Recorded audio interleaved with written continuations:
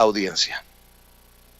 Déjeme saludar al maestro Ricardo Sevilla, colaborador de la revista Polemón, colaborador de Regeneración MX y obviamente amigo y colaborador, miembro de esta familia Sin Censura. Querido Ricardo, ¿cómo te va?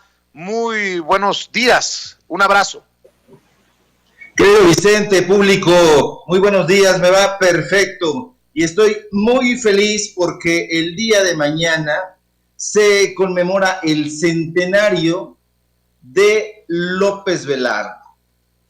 Y para hablar un poco de López Velarde, que es referencia del presidente López Obrador, hay que ir a uno de los hispanistas más destacados de la modernidad. Digamos que aunque ya murió, forma parte de los grandes estudiosos de la literatura hispana e incluso y paradójicamente de la mexicana.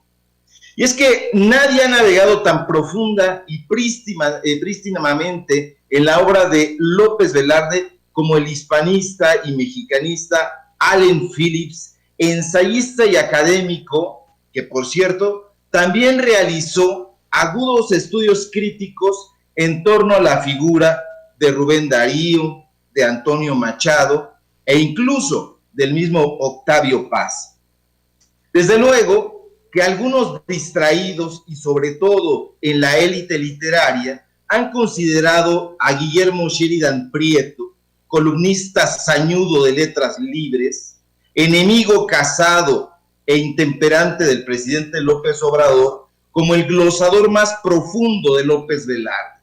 Pero no lo es, ni de lejos. Todos sus glosas y sus supuestos estudios están precisamente concentrados en el estudio prístino de Phillips. Y mucho antes que el furibundo Vilito, así le apodan a este pequeño viejo energúmeno, que por cierto vive de su beca en el Instituto de Investigaciones Filológicas de la UNAM, en su beca de su beca del CONACYT y de su beca de la Academia Mexicana de la Lengua con cargo al erario público, hay que decirlo. López Velarde ya había sido puntual y reveladoramente estudiado por personajes como Antonio Castro Leal, desde luego por el entonces secretario de Educación Pública José Vasconcelos, e incluso ya el autor de Nostalgia de la Muerte, Javier Villaurrutia, nos había alertado que López Velarde era un gran poeta sepultado bajo los escombros de la anécdota y del fácil entusiasmo. Y precisamente por eso los autores ya antediluvianos de Letras Libres han querido tener no solamente el monopolio de la opinión, sino el monopolio de la opinión sobre literatura, sobre cultura y desde luego ahora en el centenario de López Velarde. Ahora, la figura de López Velarde tiene un pequeño infortunio y es que ha sido no solamente víctima de los glosadores facilistas y de la anécdota sobada, sino que además en este momento hay que agregar que para infortunio de su memoria es un referente del presidente López Obrador y eso lo hace víctima propiciatoria de los enemigos del primer mandatario. Y es que los opositores al tabasqueño han asumido como acuerdo tácito de que todo el personaje histórico que le sirva como referente al presidente será atacado, vilipendiado y, como siempre, reducido a caricatura.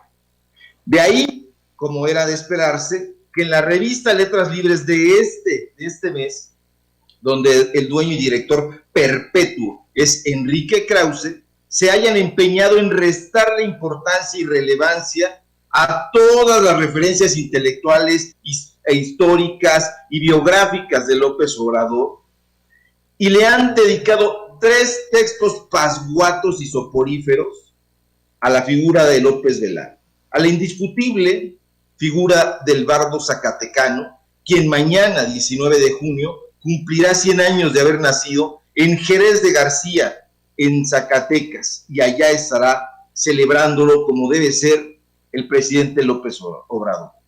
Quiero decir que en Letras Libres el autor, Christopher Domínguez Michael, que supuestamente es el segundo de a bordo, incluso por encima de Eduardo Uchín, quien pues es un empleado que no tiene voz ni voto ahí. Domínguez Michael hace el texto correspondiente a López Velarde.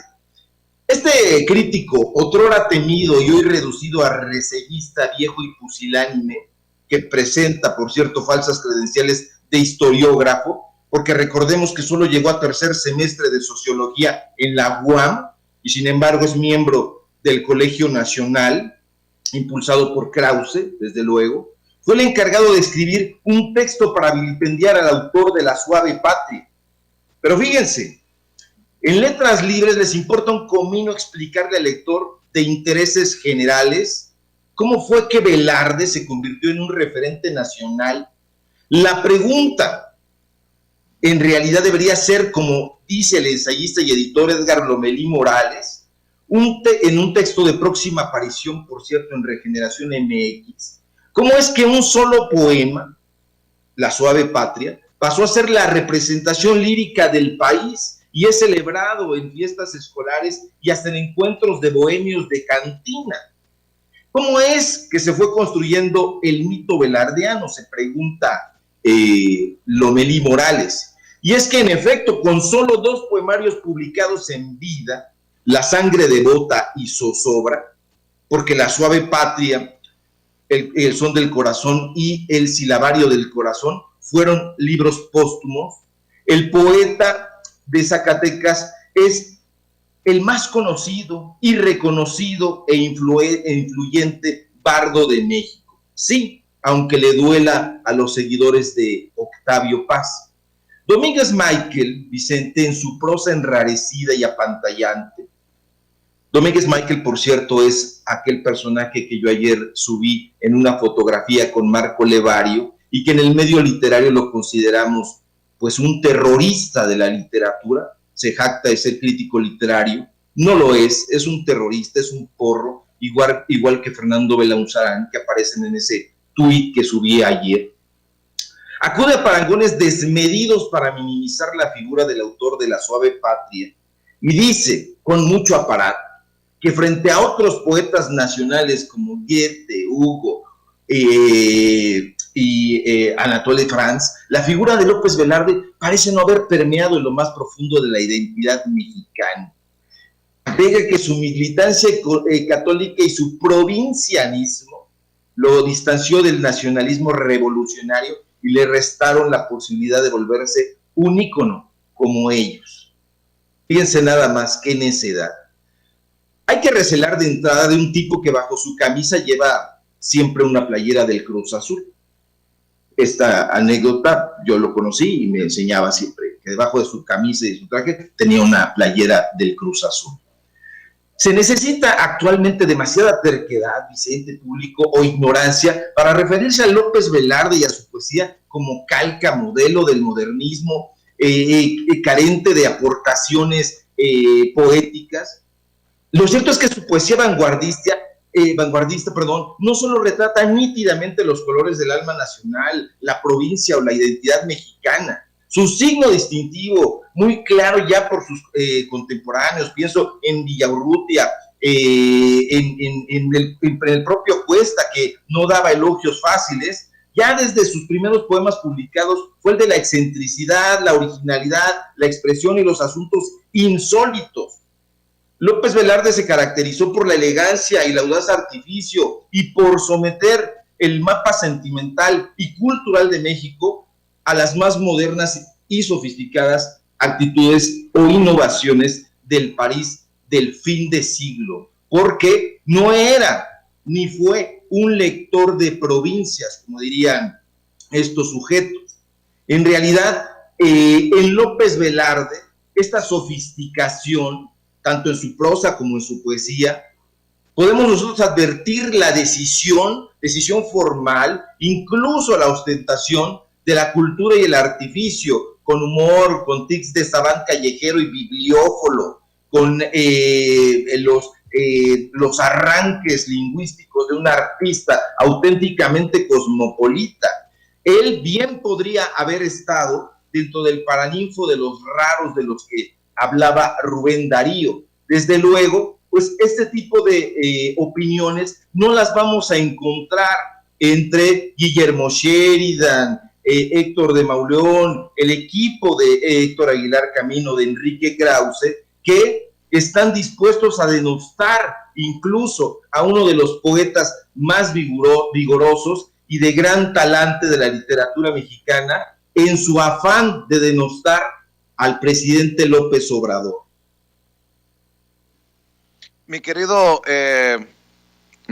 Ricardo, estaba leyendo nuevamente La Suave Patria, que es además una lectura obligada para muchas clases en muchas escuelas del país, y me pongo a pensar en lo que ponemos en la línea muchos, por decir lo que pensamos, hacer en lo que creemos, y bueno, pues sí, La Suave Patria de Ramón López Velarde está más viva que nunca, ¿no?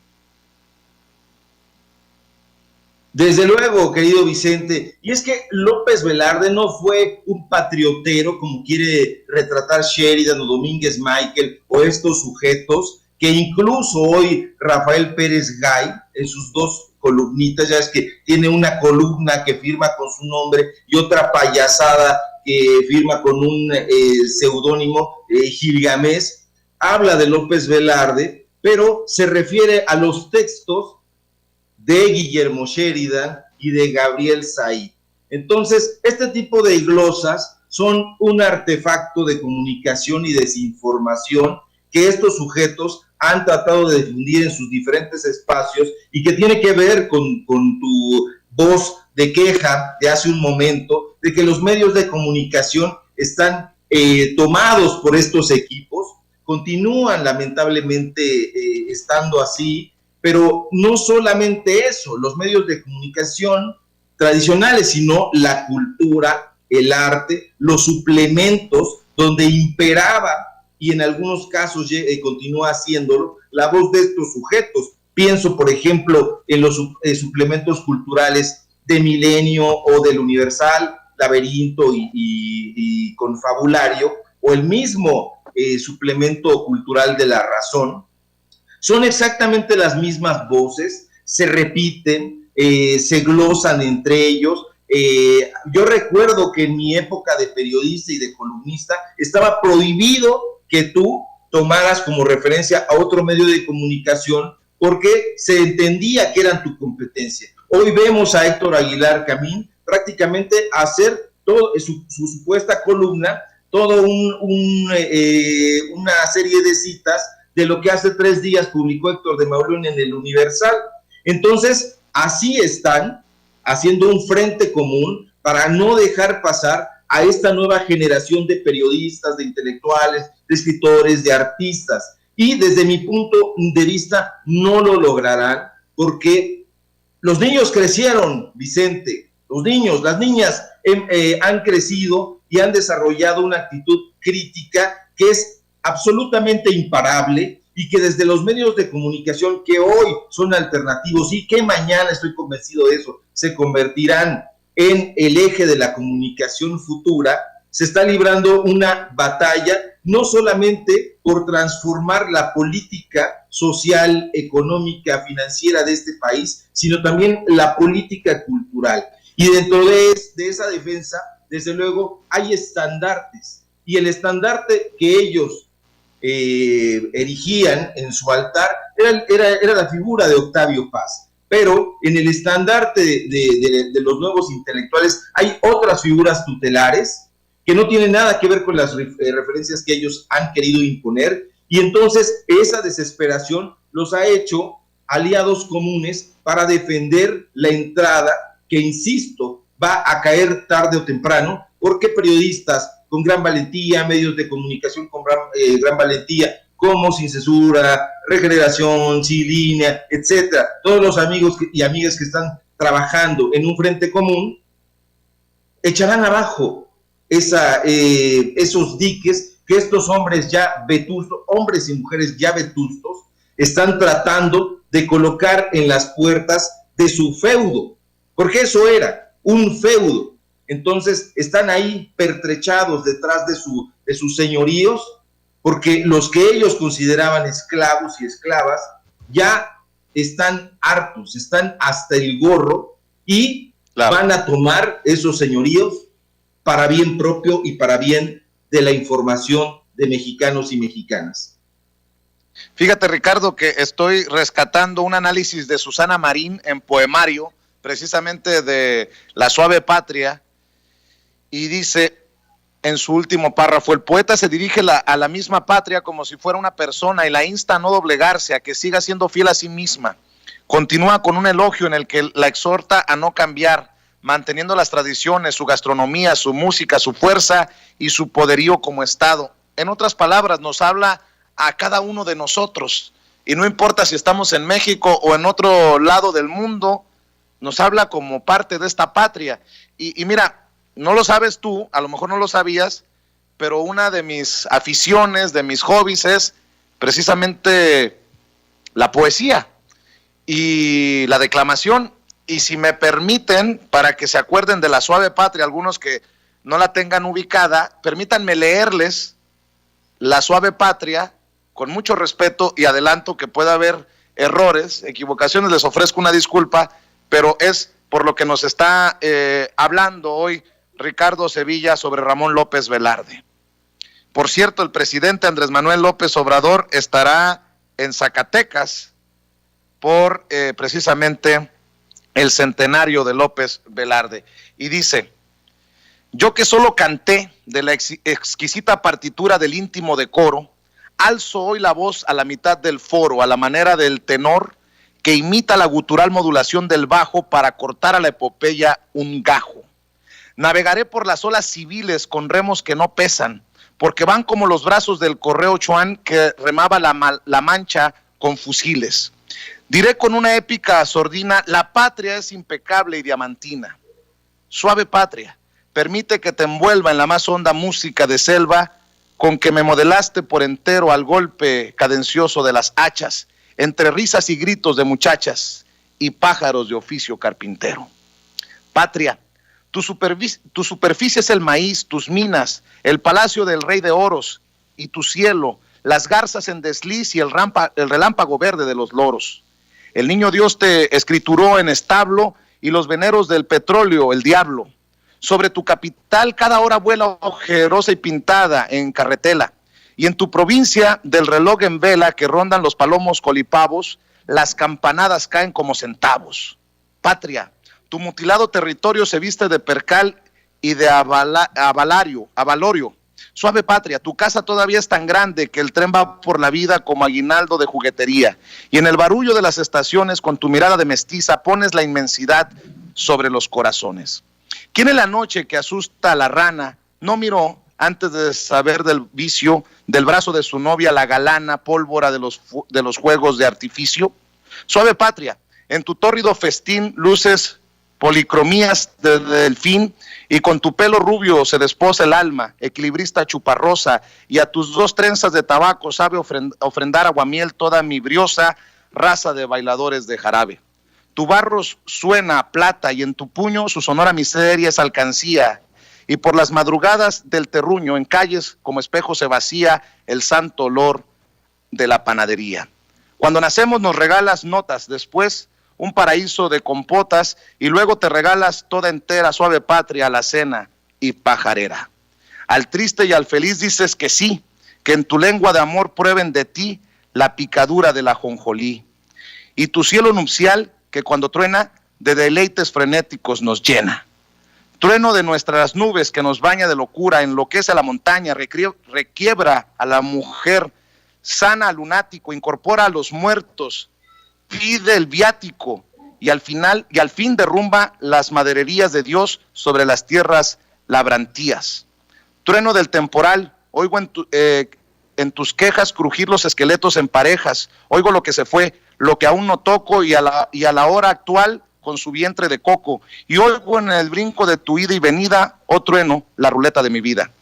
Joven abuelo, escúchamelo arte, único héroe a la altura del arte. Anacrónicamente, absurdamente, a tu nopal inclinase el rosal, al idioma del blanco tú lo y mantas, y es surtidor de católica fuente, que de responsos llena el victorial zócalo de cenizas de tus plantas. No como a César el rubor patricio te cubre el rostro en medio del suplicio, tu cabeza desnuda se nos queda hemisféricamente de moneda. Moneda espiritual en que se fragua todo lo que sufriste, la piragua prisionera, el azoro de tus crías, el sollozar de tus mitologías, la malinche, los ídolos sanado, y por encima haberte desatado del pecho curvo de la emperatriz como del pecho de una codorniz. Suave patria, tú vales por el río de las virtudes de tu mujerío, tus hijas atraviesan como hadas o destilando un invisible alcohol vestidas en las redes de tu sol, cruzan como botellas alambradas. Suave patria, te amo no cual mito, sino por tu verdad de pan bendito, como a niña que asoma por la reja, como la blusa corrida hasta la oreja y la falda bajada hasta el huesito. Inaccesible el deshonor, floreces. Creeré en ti, mientras una mexicana en su tápalo lleve los dobleces de la tienda a las 6 de la mañana y al estrenar su lujo quede lleno el país de aroma del estreno. Como la sota moza, patria mía, en piso de metal vives al día de milagros como la lotería. Tu imagen, el Palacio Nacional, con tu misma grandeza y con tu igual estatura de niño y de dedal, te dará frente al hambre y al obús un higo San Felipe de Jesús. Suave patria, vendedora de chía, quiero raptarte en la cuaresma opaca sobre un garañón y con matraca entre los tiros de la policía. Tus entrañas no niegan un asilo para el ave que el párvulo sepulta en una caja de carretes de hilo, y nuestra juventud llorando oculta dentro de ti el cadáver hecho poma de aves que hablan nuestro mismo idioma.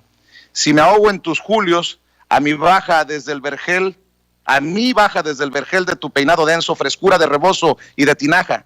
Y si tirito, dejas que me arrope en tu respiración azul de incienso y en tus carnosos labios de rompope. Por tu balcón de palmas bendecidas el domingo de Ramos yo desfilo lleno de sombra porque tú trepidas.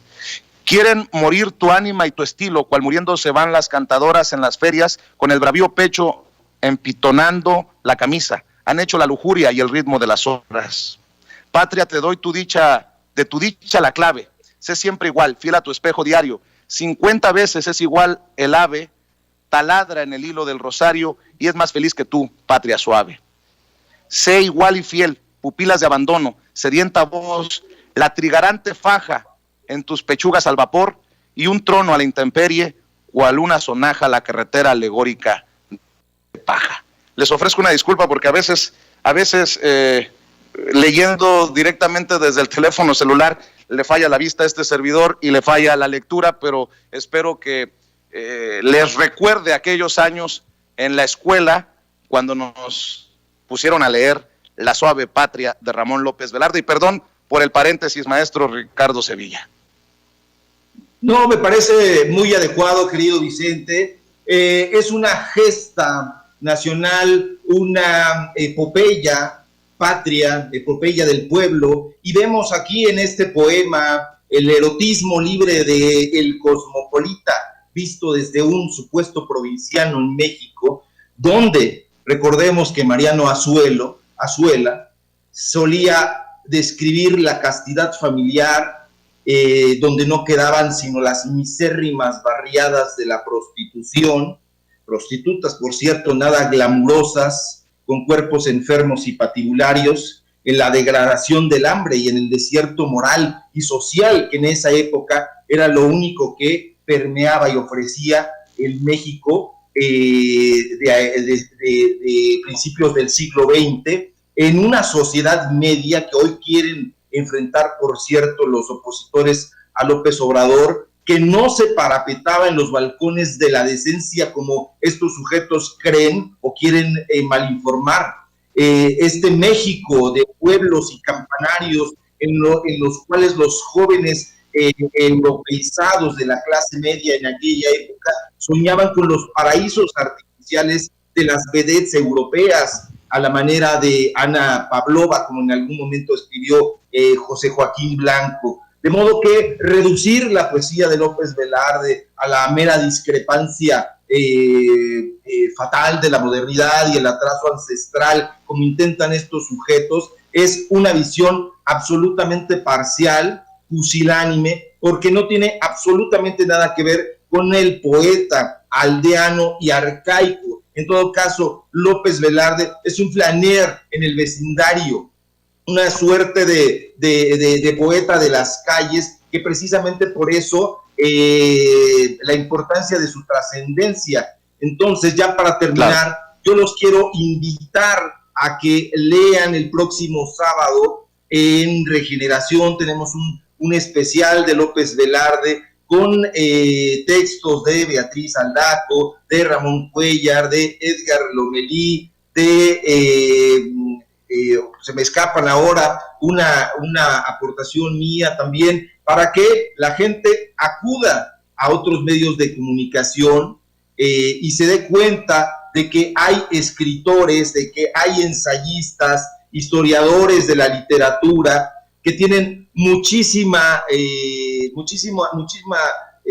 trayectoria detrás y que han estado ahí siendo obstaculizados por estas mafias, y que estos mismos ensayistas y ensayistas están impulsando también a otras nuevas generaciones. Entonces, muchas gracias, los invito a seguirme en Twitter, @SevillaCrítico, y en mi Facebook, Ricardo Sevilla, y que tengan un excelente viernes y un mejor fin de semana. Te envío un fuerte abrazo, querido Vicente. Igualmente para ti, querido Ricardo Sevilla, gracias. Y estamos al pendiente de lo que publiquen en Regeneración MX y de lo que también estamos